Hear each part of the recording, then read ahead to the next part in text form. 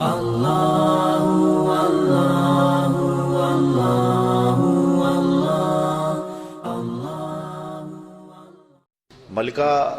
زبیدہ جو ہے یہ ہارون الرشید کی بیوی ہے، لیکن اتنی صالحہ تھی کہ جب ہارون الرشید نے چاہا کہ میں اس سے نکاح کروں تو اس نے کہا کہ میں اپنی مرضی کا حق مہر لوں گی۔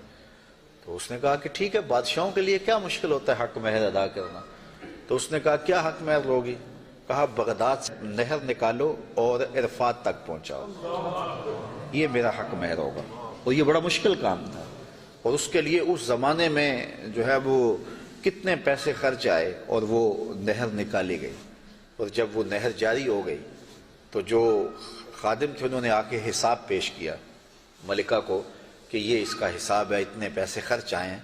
تو نہر کے کنارے جب وہ دورہ کرنے گئی، دیکھنے گئی، تو انہوں نے حساب پیش کیا تو اس نے کاغذ پھاڑ کر کے نہر کے اندر ہی پھینک کر کے کہا ترکنا الحساب الی یوم الحساب، ہم اس کا حساب یوم حساب پہ چھوڑتے ہیں۔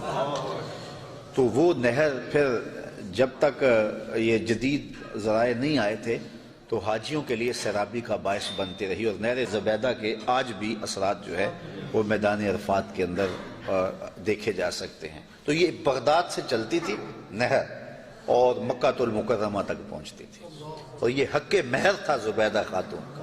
اور یہ زبیدہ خاتون جو انتہائی نیک اور صالحہ خاتون تھی، یہ حضرت بہلول دانا کو ڈھونڈتی رہتی کہ ان سے کوئی دعا مل جائے، کیونکہ یہ مجاذیب میں سے تھے۔ مجذوب وہ ہوتا ہے کہ تجلیات کے وفود سے جس کا شیشہ عقل ٹوٹ جائے، اور وہ جو کہہ دے اللہ وہ کر دے۔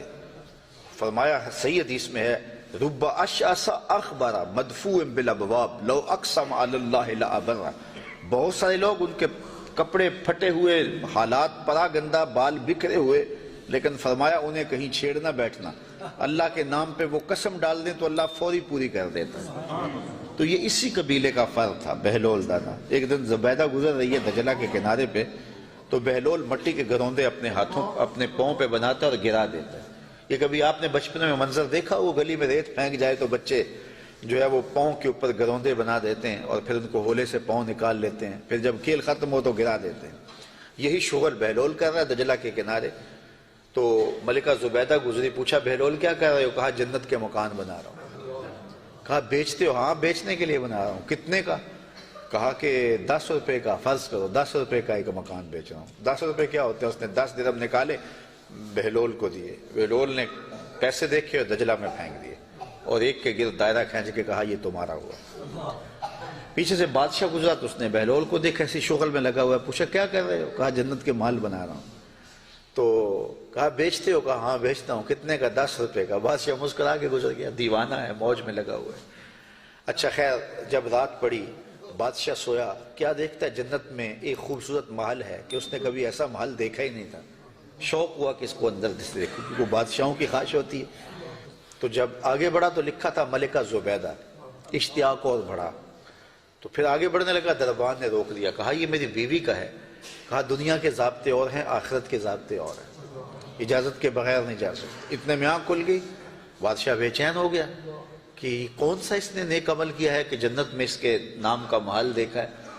تو اس نے ملکہ کو بیدار کیا اور کہا کہ کیا ماجرا ہے کہ میں نے یہ خواب دیکھا؟ اس نے کہا میں نے تو کوئی خاص عمل نہیں کیا، وہی معمول کی عبادتیں ہیں، وہی نیکیاں ہیں۔ ہاں یاد پڑا، آج میں گزر رہی تھی راستے میں دجلہ کے کنارے، بہلول بیٹھا تھا اور وہ محل تعمیر کر رہا تھا، وہ گروندے، اور کہہ رہا تھا یہ جنت کے محل ہیں۔ تو میں نے کہا کہ ٹھیک ہے، اپنی موج میں ہے، تو ایک میں نے اس سے خرید لیا تھا۔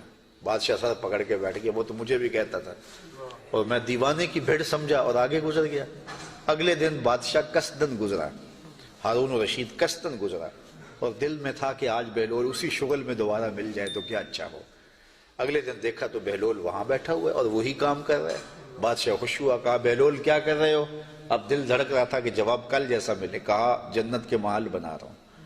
بادشاہ کے دل کو تسلی ہوئی، کہا بیچتے ہو؟ کہا ہاں بیچنے کے لیے بنا رہا ہوں۔ کہا کتنے کا؟ کہا آدھی حکومت لگے گی۔ کہا کل تو 10 روپے کا کہتے ہو۔ کہا ہاں کوئی اور آئے تو اس کے لیے 10 روپے کا۔ کہا تو میرے لیے اتنا مہنگا کیوں؟ کہا تم دیکھ کے جو آئے۔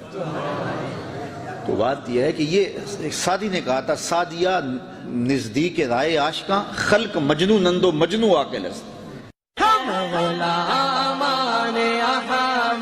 رضا ہے، کوئی بھی ہم سے جی